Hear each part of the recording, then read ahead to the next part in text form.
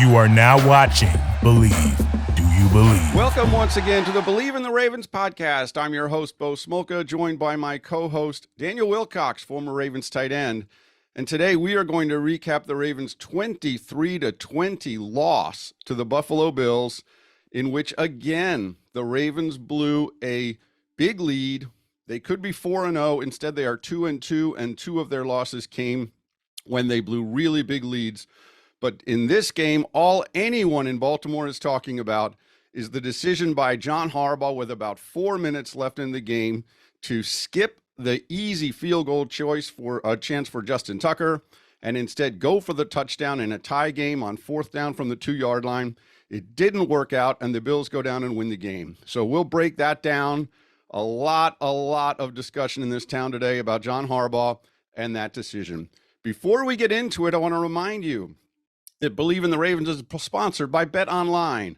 Football is back, and BetOnline is the #1 source for all your football betting needs this season.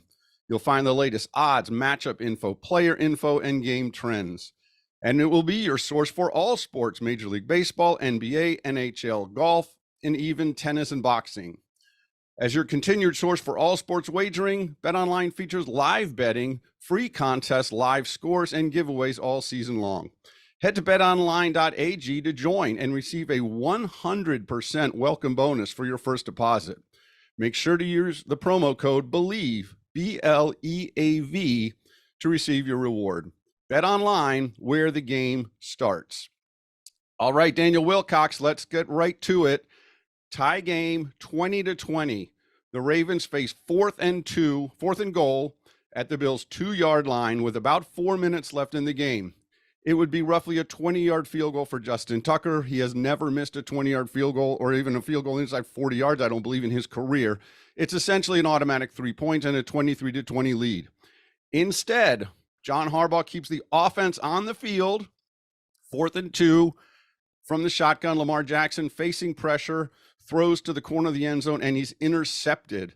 The Bills get the ball, and they go down and win the game on the final play of the game with a chip shot field goal. After the Ravens had used all their timeouts, the Bills controlled the clock. They wanted to make sure the Ravens couldn't get the ball back. Josh Allen takes a knee twice to set up the field goal. Game over. Ravens lose, and I can tell you in this town of Baltimore today, people are out for John Harbaugh's head. They think it was an awful decision, and now this team, there's frustration building. They're 2-2. They're tied for first place in the division, so all is not lost. But this was a tough one to swallow, and that decision everybody is talking about. So you tell me, Daniel Wilcox, when you see that play, that setup, Harbaugh's keeping the offense on the field, what is your thought? I got mixed reviews about it, Bo, but if I'm the head coach, I'm telling you right now, I'm kicking the field goal. I just don't – I don't understand how you take the ball out of somebody like Justin Tucker's hands or his foot and not allow him to give you 3 points right there with 4 minutes left on the clock. And I understand how things work in this league. And one thing I admire John Harbaugh about is being gutsy. You know, he's gutsy enough to go for it, you know, in times where most people wouldn't go for it. He had a play early in the game where he went for it on fourth, and he was backed up across the 50. He wasn't past the 50-yard line. He went for it, and they got it. And then that kept them in the game, and they kept the ball out of the other team's hand. And I just don't understand, like, how you don't go for 3 points right there with 4 minutes left on the clock. With 4 minutes left on the clock, they could come down and score in 2 and you still have another possession.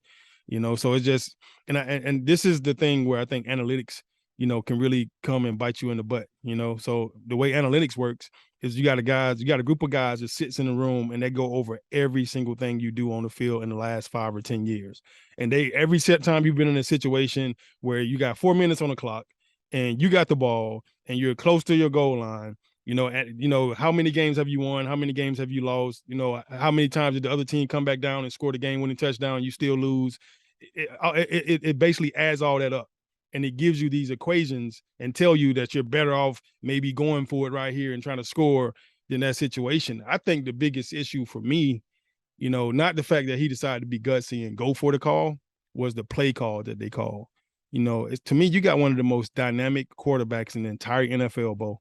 And it's like, I'm going to get the most dynamic quarterback, the most dual threat quarterback, the best that's ever played the game probably, and I'm going to have him drop back in the pocket to try to throw the ball regularly and not give him a run pass option or a run, or he rolls out of the pocket and be able to throw the ball, or tucking himself and run it, right?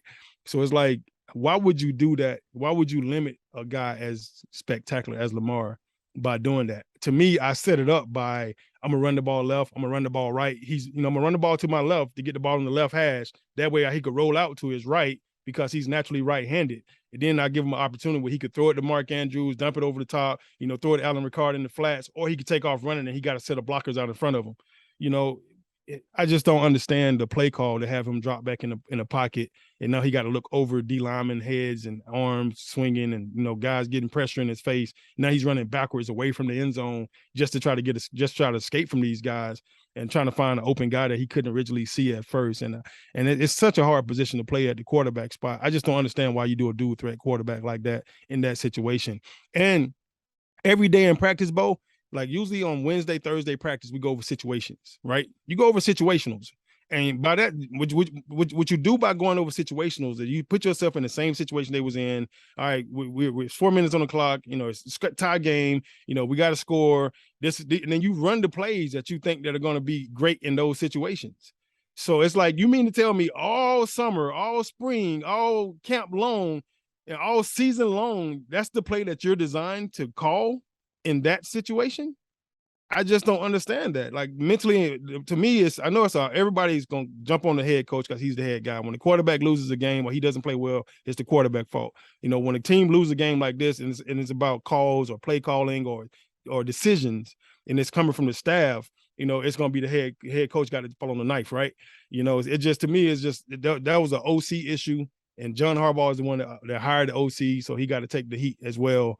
Unfortunately, that's how it goes. And when players play bad and coaches stick with them over time, that's what got Billick, fired, right? When he stuck with Kyle Bowler for too long, and everybody's like, he got to go. We need a quarterback. Why is he sticking with this guy? He's a bum, that type of thing. And that got Billick fired. So unfortunately, head coaches get fired sometimes on the people they hire as well. And I just feel like I just felt like it was a horrible call. Now, of course, if he drops back and it's an easy, throw, and he gets the ball to Duvernay and it's a quick touchdown, it's the best call ever. We're not having this conversation. You understand? That's how it goes, right? Absolutely. That's how it goes. There's two things about that. Number one, it was really an entire sequence that broke down because they had 2nd and goal at the 1. Right. And they ran J.K. Dobbins to the right, and he got stuffed, just absolutely hammered for a 3-yard loss. Yeah, so again, this is like the Miami game where they got to the 1-yard line and they could not get the ball across. But Dobbins gets stuck at the 1. They're back to the 4 on 3rd down. Lamar Jackson keeps it, and he gets to the 2, and that set up the 4th down play. And on that play, as you said, they took it from the shotgun. It was a straight pocket pass, and Devin Duvernay was briefly wide open because the defensive backs all collapsed on Mark Andrews, predictably enough. They thought the ball might be going to Andrews. Duvernay had enough time that he was actually jumping up and down in the end zone, letting Jackson know that he was open. Exactly. And by the time, Jackson said after the game, if I had seen him, it would have been a touchdown. But I got guys in my face. I got, pass rushers have their hands up. I couldn't see him right away. And by the time he saw him and he had backed up, and it took a lot of time, that throw took enough time to get there that Poyer was able to run over and intercept it. I'll say this also. This is another time that as soon as they decided to go for it on 4th down there at the 2, it reminded me of the 2-point tries they made last year over and over again. And you remember two of them came to decide games. They chose not to put Tucker on the field to send it to overtime and went to win the game right there. And they lost both of them. They were 2 for 8 on 2-point conversions last year. And this was effectively a 2-point conversion. It was from the 2-yard line with the game on the line. Yeah. And they failed again. So, I mean, I know John Harbaugh says they can get 2 yards, but they haven't been able to get 2 yards. And Mark Andrews said after the game, we love that the coach has trust in us. The offense wants to believe that they can get it, but they're just not getting it. I mean, they're not getting it. And I think it's a very fair point you make about the play call. And you take Lamar Jackson and he immediately drops back in the pocket. I'm with you. I don't understand why you don't roll Lamar Jackson out in a situation like that and let him create something in space, because he almost always will. Maybe it's a run. Maybe it's a run, and maybe he does. Maybe he throws. Maybe they lose Patrick Ricard on the pursuit, and Patrick Ricard is wide open in the end zone. Right. Have you ever seen an offensive call sheet, like a offensive coordinator call sheet in the NFL? No. So tell me about it. So it's this huge sheet, Bo, and it's usually Yeah, I mean, laminated, I've right? seen them on TV. I've seen the guys Right. holding them, but I can't say that I've ever seen one close up. It's color coordinated, right? And then it's every situation that you could possibly think on, third and short plays, third and fourth plays. You have your top 10 plays that you're going to call at the beginning of the game. That's going to start you off because those are the best plays, your heavy hitter plays that you want to see how the team either line up against them defensively, or you want to see if it's going to pop because other teams have already popped the play for a touchdown on those play calls, right? So you go through all the film and you watch it and you put down this entire spreadsheet. It's probably got 200-300 plays on it. And then it's usually situational plays, right? 2-point conversion plays. The perfect call for these. You know what I'm saying? Like perfect. You have a call. You have stuff tagged like Mark Andrew plays. Bateman plays. Dobbins plays. Lamar Jackson plays. You have everything tagged. Like that's how detailed it is. So it's like, to me, if you're in this situation, you shouldn't have to come up out of your head and call a play. You should already have perfect plays. Short yardage and goal line. Perfect plays, right? So it's like, to me, for us to call the play that we call, that's the best that we got. At this big, huge playbook with 2,000 plays in it, you mean to tell me that's the best play that you got? And then you question some of the other plays that was called last year too on short yardage. Those plays at the end of the game, it was like, really, you gonna call that crap? To me, one of the best plays that you can call is double China 7 in the red zone. When you run two China routes from the outside, two outside receivers, a 3-by-1 set, tight ends, the number 3 receiver, 2 receivers outside, 1 and 2. They both run 5-yard ends, and he runs a 7 route in the back corner of the end zone, and it's usually wide open. Kind of how Duvernay was like doing jumping jacks. It's just usually exactly where the tight end ends up for a touchdown. And if you look at Joe Flacco's, I think, first touchdown pass, to me, it was the backside of a jumbo package. And it was 3 tight ends, extra lineman in the game, 2 tight ends in the game, and a running back. And it was a play action. Everybody bid on the play action, and I came scot-free butt naked for a corner route over Palomalu. So it's like, it's little things like that in that goal line area. They expect for you to run it, so you always come back with these play action type plays that put you in great situations. And even the double China 7 is a fake handoff. So you fake it, and then you can pump one of those. You could throw either one of those China routes right away. And all you needed is 2 yards. You throw one of those, they both 5-yard routes. And then if they jump the China routes, you throw it behind them for the 7. It gives you 3 options right there on the goal line. So when you look at plays like that, and you look at situations like that, you try to, and then the quarterback rolls out on both of those plays too, Bo, by the way. They don't sit still, and I just don't understand, like, why would you take one of the most dynamic players in the world and then limit him and put him in a box? Stop listening to the outside noise. Focus on what you got. You base the whole offense around this guy. Let him be that guy, because he's that guy. Absolutely fair question to have, whether they should have rolled him out and gotten him into space where he can create. It certainly seems to be, because he had so many options that way. And that play, as I said, Jackson, he lost vision. He couldn't see Duvernay. And then by the time he could, it was too late. And then now they still had, it was only a tie game. That wasn't like the 2-point conversion in the game where they win or they lose. It was a tie game. But here's my belief on this situation. My personal belief is that going for 4th down there, to me, is John Harbaugh saying, I do not trust my defense. I think that's what he was saying. He was saying, effectively, whatever happens here, the Bills are going to get 7 points. So we need to get 7 points. Now, we asked John Harbaugh after the game, of course we asked him about this play. Like, what was the decision? And he said, going up by 3 points there puts the Bills in 4-down territory. He said it puts the defense at a disadvantage because now the Bills are in 4-down territory all the way down the field. Now, you can argue, wait a minute, they're not in 4-down territory once they get to, say, the red zone. They're going to kick a field goal and tie the game. But that was his argument. I think privately, I don't think he trusted that defense to keep the Bills out of the end zone. I think he thought, you know what? The Bills are scoring 7. We better score 7. I think that's exactly what it came down to. I don't blame him. He won't say that, but that's what I think it came down to. The Ravens came out terrifically on defense in that game. That first, I'd say 20 minutes of that game was probably the best this defense looked all year. They got an interception on the first drive. They were hitting hard. Everything was going well for that defense. They looked as sharp as they've looked all year. But I think by the end of that game, Harbaugh did not trust them to keep the Bills out of the end zone. And I think he felt, they're going to score 7. So we need to score 7. In my opinion, that's exactly what it came down to. All right, let's talk about the other really, really big thing that came out of this game. And it's really something I'd love to get your players' perspective on. And that is this. television cameras caught a little bit of Marcus Peters and John Harbaugh in an argument on the sideline. But what they didn't show was before the fourth down play, Peters was down at the other end of the field near Harbaugh, and he clearly disagreed with the decision to go for the fourth down play. Then it didn't work. Now the defense goes on the field. The Bills go down the field and they score on the last play of the game. And there's other things involved there. And one of them is John Harbaugh even said at the end of the game, they were trying to let the Bills score. With about a minute left, they got inside the 10-yard line, and their plan was to let the Bills score so they could at least get the ball back. Unfortunately, Odafe Owe tackled Singletary at the 3-yard line, and that kept the ball in play. And then the Bills were able to get a first down at the 1 and run the clock down to the last play of the game. And Owe said afterwards, the call in the huddle was let them score or try to strip the ball.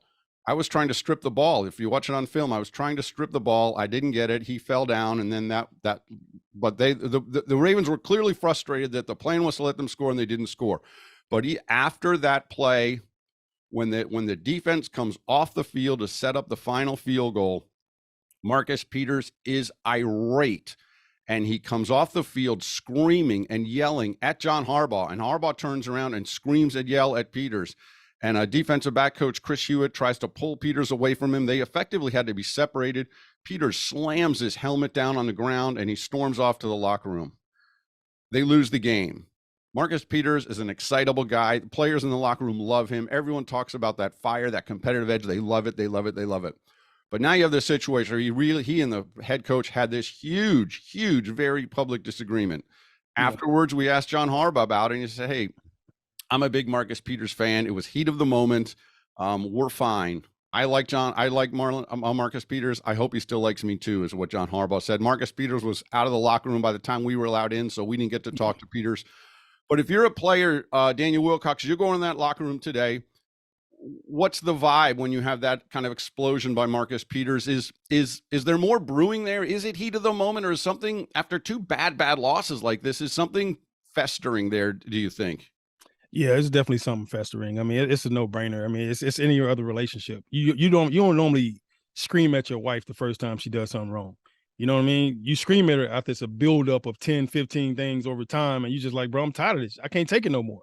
You know, so all this stuff is about relationships. You look at any relationship in life, you know, an outburst or an explosion of emotions usually come because you've done the same thing multiple times. Even as a father to a son or a father to a daughter, it's like, I'm screaming at you because I'm sick and tired of you doing something that you know you ain't supposed to be doing, right? You know, so whatever that outburst was, it's definitely something that's been brewing for a while. And, you know, and when you got star players, you got a bunch of star players like the Ravens do, you got a bunch of veteran guys, you know, they're usually guys that have been outspoken their entire life. You know, that's been able to give their opinion, that the coaches respect their opinion enough because they're such a talented person, a talented athlete. And when you get guys like that on your team, you know, you'll have these explosions. You know, I've seen it firsthand when I was down in Tampa, you know, with John Gruden and, you know, Keyshawn Johnson and, you know, Warren Sapp, you know, Derek Brooks, Simeon Rice, John Lynch, you know, Mike Allstott. You got all these big name guys, you know, that have been around this league for a long time, and any of them could be the face of the league at any given point. You know, so they're very outspoken guys, and they're going to speak their mind. You know, everybody looked at Antonio Brown like he was crazy for feeling the way that he felt. You know, he was just one of the most outspoken guys you've ever seen. Everybody else suppressed that energy, suppressed those things that he put out there publicly. They don't share with the world. They keep everything in the house. What happened in Vegas stays in Vegas, and that's how every team is set up. You know, what happens here stays in here. You know, but that doesn't stop you from, you know, out letting your emotions or expressing your emotions. And Harbaugh used to be one of those guys. He was a fiery guy when he first got to Baltimore, and he would challenge you. He would just go up to you and just challenge you for no reason. And he just wanted to see how you reacted. You know, he wanted to see if you was going to be like a man and step to him, or if you was going to back down and just let him be, you know. And it was guys that stepped to him early on, very early on. Like, I mean, first rookie year as a head coach, guys were stepping to him because we had stars on our team full of them, and they challenge some of the things that they thought was questionable because they've been veteran guys. They've been in this league 5-10 years or whatever. Some of them ain't never been to another team, and some had, and they knew that things could be different. You know, one thing I can tell you, I know what it feels like to win a Super Bowl. I know how it feels to be on the team that wins the Super Bowl, and everything feels special. It feels different. You know, you feel like, bro, at any given moment, somebody's going to make a play, and somebody always going to make that play. And the Ravens have always kind of had that nostalgia about them, where you feel like somebody's going to make a play. and that's how great Baltimore's always been. And I think when it comes down to it, it's not a player on that team that wouldn't put Justin Tucker on the field to make that field goal. We'll go up by 3 right now. We'll put the defense on the field, see what happens. If they score a touchdown, then we got to come back and score. But hopefully they give us at least 2 minutes to come back and do what we have to do, and trust that the defense is going to make a play. One thing you can say about the Ravens defense is the last 3-4 games, they've had at least 2 turnovers a game. They did it this game too. The script fumble, I think it was Owe. Yep. They got the script fumble, and then the interception by Humphrey early in the game, and then I think Williams dropped another pick that he could have had that kind of got tipped. Patrick Queen had one right in his chest again. Yeah, and then Williams, I think, dropped one that was on the deep ball that got tipped by the receiver right before it got to his hands. That I thought it was another pick as well. So, I mean, these guys are going to give you opportunities to pick them off, and Josh Allen going to feel the pressure just like anybody else is going to feel the pressure. Some people are better under that pressure than others, but let's see. Let's see. Let's put our guys up against your guy, and then let's see what happens. And I think with the Ravens defense, as magical as a team, if the Ravens have always been on defense, I say give them guys a shot. I don't care if they haven't been playing great, if they haven't been playing well, if they have given up some games in the fourth quarter. At the end of the day, the players determine whether or not we win or lose. I'm going to dominate my opponent every single snap, every single play, every single down until the end of the game, or my opponent going to dominate me. And I think if it comes down to it, I want that decision to be on us, whether or not we get a chance to go play versus you, and you're having an ego or betting on some chance type thing, or giving the OC a chance to be the hero or something. I don't know, man. I'd rather it be us. Let it be us come down to it. The other thing with John, the other thing with John Harbaugh going for it on that fourth down play, and I would say 99 times out of 100, John Harbaugh on 4th and goal from the 1 is going to go for it. And his other argument is always, look, if they stop us, they're 99 yards away. I'm going to trust my defense to get a stop. We've got them pinned in, and we're going to get the ball somewhere near midfield. And with Justin Tucker, we may be only 15 yards from a game-winning field goal. It's right. Very possible he viewed it that way and said, you know what? Even if they stop us, they're at the 2-yard line or 1-yard line. And then if we can hold them, they have to kick. Maybe 2 minutes left. We get the ball, say, at our own 40. We move the ball 20 yards. Justin Tucker gets a game-winning field goal on the last play of the game. That could have also been in his mind. What happened, though, is actually probably the worst case it could have been, other than a pick 6, is that the ball got intercepted, which means they didn't have the ball at the 2. They had the ball at the 20. And so now, not only do they have the momentum of getting the stop, but now they have better field position than the Ravens thought they would have. And right. You're right. I mean, and who knows how a offense, Josh Allen, offensive coordinator, how their mentality changes if they take that field down 3 versus tied. And so those are all questions to have. But let me ask you again, going back to this locker room mentality, if you're John Harbaugh today, are you calling Marcus Peters into your office to clear the air, or what's next for the John Harbaugh Marcus Peters relationship? To me, that's the best thing to do. You always talk to a man in private versus talking to a man in front of the team. And Harbaugh he's had the tendency sometimes to call guys out in front of the whole team, and I think that makes things worse. So I think to me as an adult, as a man, talk to me man to man, face to face. We had a disagreement. It's my job to be the head coach to make the calls on these teams. I get paid to do that. It's your job to be the player and execute whatever I call, as a player, and just kind of set the record straight. Like, hey, I don't mind you being fiery. To me, that's what great players do. I don't mind that. It's that same fire is the reason why you're here. That's the reason why we went out and got you, as a player, and have a grown man conversation with them. Like, we can't do that on television ever again. Like it makes everything look bad. It makes me look bad. It makes the team look bad. It makes you guys look bad. Now people are talking about we losing the locker room, and that's not the case. And we got to have a grown man situation here. When you got these veteran players, you got so many veteran players on your team. You can have a conversation with them about what you want to do right now. It's 4th and 2. What do you guys want? I can guarantee you, Lamar Jackson said, "Let's go for it." 100 times out of 100. 100 times out of 100. Yeah, just give me a better play call. Don't give me that bull crap you gave me this last one. But just let me call the play. Lamar, call what you want, go for it. You know what I'm saying? But to me, it's no way that if you got situations like this written down on your play call that you pull that play out of that. and that becomes the play that you call with a guy like Lamar Jackson. If you got Brady back there, you call that play all day because he can't run. He's not mobile. But when you got somebody that could give you a run pass option every single play, and he's dynamic with it, and he's magical with it, and obviously this dude is like a magician with the ball in his hand. You don't make that play call. And Marcus Peters has every right on the defensive side of the ball to be pissed off. But one thing that's really bad is when the offensive guys starting to feel like the defensive guys don't trust them, or when the defensive guys starting to feel like the offensive guys don't trust them. That's when you start to lose your team. Because now none of the defense is telling you what plays to call for the offense. Like, bro, stay on your side of the ball. Y'all handle y'all. We got us.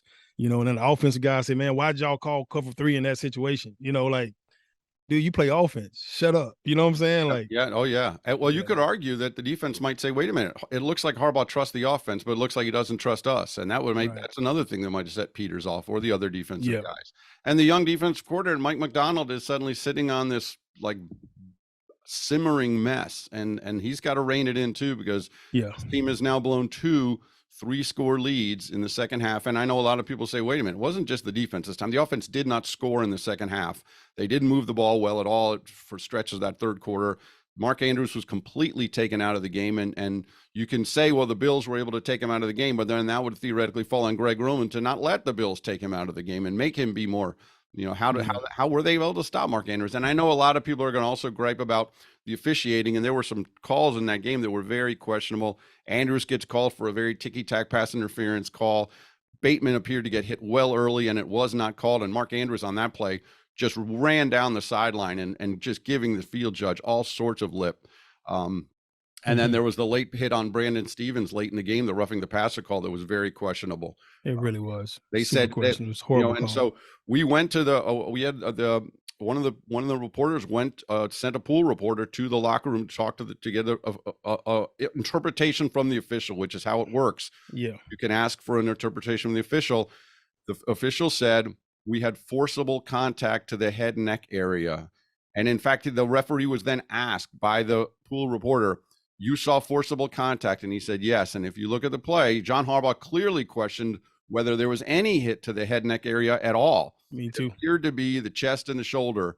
And not only that, but he broke down before he hit him because he didn't want to hit him in full stride. He literally stopped his feet and made a decision to, all right, I got to at least get him down. I can't just let him, throw the ball cleanly, because if he'd have ran through him, it could have been really ugly, really fast, on that play, because he had a full head of steam, and he literally stopped and broke down and stopped his feet and momentum just to wrap up the quarterback and let him throw the ball like it was a practice play almost. It was a horrible call by the referees. I don't agree with it 100%. I do not agree, and I feel like that's something that you send in to the league and you have it challenged, and they're gonna come back and they're gonna protect the referees no matter what. But it was a horrible call, absolutely horrible call. So one person had said, well, it looked like maybe they called Brandon Stevens for, leaving his feet and launching at the quarterback. But the referee was specifically asked, and he said forcible contact with the head neck area. Harbaugh clearly disagreed. And yeah, they can send the play in. What are they going to say? Okay, even if they say, okay, sorry, we got it wrong. Okay, well, that was actually a huge play and put the Bills in field goal range at the end of the game. And who knows what would have happened. But anyway, a lot of things happened. There were a lot of officiating plays that were highly questionable.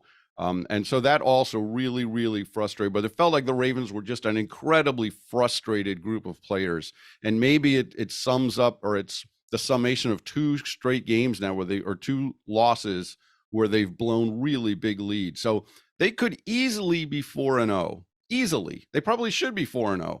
Instead, they're 2-2, and they've got Cincinnati coming in on Sunday Night Football in a huge AFC North.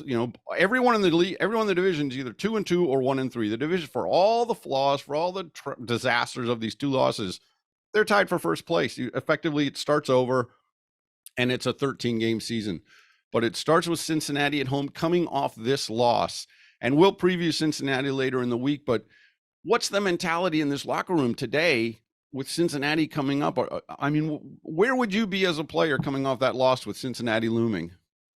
Right now, I'll be really upset. I mean, it's not even a question in my mind. I'll be upset with the play calling. I'll be upset with the coaching right now. And like, they costing us games. And I think the players will sit down and they'll have that conversation. You don't want to talk behind people's backs. You want to talk to people face to face. And Harbaugh has always been the kind of guy that would come up and say, hey, man, that was our fault. We messed that up. And I hope he comes in and has that conversation. Hey, guys, that one's on us. Like we put y'all in a bad situation. Y'all shouldn't have been in the situation y'all was in. Maybe we should have took the field goal. Let's have a adult conversation about it, and let's try to figure out how to handle it, because it's going to come up again, in the future. In the future, you want to make sure that you don't make that same call again or that same mistake again. You want to give your guys the opportunity, to go out and play the game that they love so much. Nobody wants to be in a situation where you play a whole game, and you come down to the end of the game and you has to lose. You has this opportunity to win or lose it because you played a heck of a game all game long. This is a team that a lot of people thought the Ravens was going to be able to beat, and they had them the entire game. You give it away with the last couple of minutes of the game. You give it away, and it's disheartening, man. I really thought they was going to kind of pull away with it at one point. And I think going into this last week, boy, I think I said it was going to be a close game. It was going to be a tight game. You knew it was going to come down to the wire. Neither one of these teams has quit in them, and both of them are very dynamic with very dynamic quarterbacks and defenses and offenses. Everybody's a little beat up and banged up and got guys out. And I think we lost Justice Hill again. Looked like too as well. But I don't know. I think as a team, there's going to be a lot of conversations, and you don't want to have all these little small pockets of conversation, because that's when you start getting a division, right? So you want to sit down as a team and kind of talk, and you usually go to the head guy of the team and have that conversation, the most mature guy, the most veteran guy. So Calais Campbell will be one of those guys, definitely be pulled in to kind of have that talk and that conversation with me. And I think on the offensive side of the ball, it's not a lot of older guys. No, there aren't. I mean, Mark Andrews and Lamar may be the oldest too, so it's like you sit down and you talk to those guys, and you got to have some real serious conversations amongst yourself and amongst the team. And then you take those veteran guys, used to have like a leadership council or something like that. I was just going to say that they do still have that. Now, I don't know who else on it anymore, because I know a lot of the older guys that used to be on it are gone. So Marcus Peters on there. I guarantee you, Marcus Peters on there. So somebody got to go talk to Harbaugh. Somebody got to go have that conversation. So John Harbaugh and the Ravens, and I don't know if this is, I don't know, tell me, is that something other teams have, something like a leadership council, or is that just a Ravens thing? No, it is. It helps the staff just kind of depict like who's the older guys on the team. Those guys on the leadership council usually sit up in the front of the plane when you travel. The coaches kind of trust them to have those conversations, and you need somebody. Sometimes as a coach, you need somebody to be a buffer between you and the players, right? I'm sure. You need guys that you can trust on that leadership council that you can go to and have real grown up conversations with, and then they relay that energy back to the players, because sometimes it's better coming from players than it is from coaches. I'm sure of that. And on every level, it's different. On the high school level, on the collegiate level, and on the pro level, it's different. So those guys on the leadership council has to be guys that guys respect.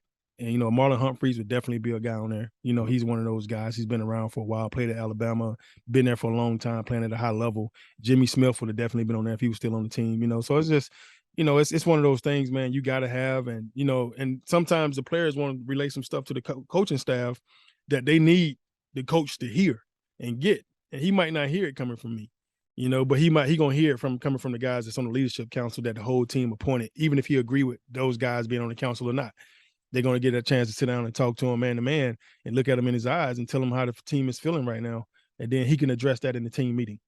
I think this is a extremely important week for this team and for John Harbaugh. I mean, because they've got a game plan and get ready for playing a really, really good Cincinnati team that started off badly, but now they're 2-2, and they see the same thing. They see it as a season reset, and now they got their chance to take over basically command of the division race if they can win in Baltimore.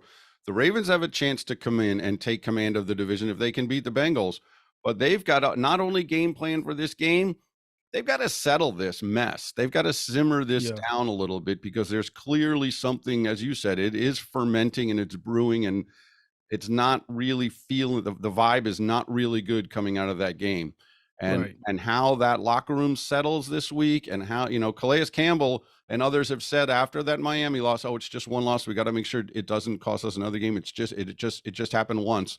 Well, now it's happened twice. And there was this very public dispute on the sideline between one of the fiery leaders of the team and the head coach. And so when they could be 4-4, they're instead 2-2, and it feels like it's on the brink here of something that could careen sideways. But at the same time, if they play well against Cincinnati on Sunday, they could get it together. But I think this is an extremely important week where John Harbaugh is kind of X's and O's coaching won't matter as much as his people coaching and getting this locker room back together. And it will fall on some of the veteran. Who are the leaders of this team? That's what we're going to find out. And we probably won't find out publicly. But is Marlon Humphrey calling everyone together? Is Calais Campbell? Is Lamar Jackson? Is Mark Andrews? Whoever it is, who are the leaders on the team, and how are they kind of putting it back together after this loss? I think that's going to be a really important question that goes on over the course of this week. I agree with you, Bo. Yeah. All right. Well, that's kind of what we're just going to leave this recap of the Bills game there, because that is what everybody here is talking about. It's the John Harbaugh coaching decision on 4th down and the Marcus Peters situation with John Harbaugh and how that is handled.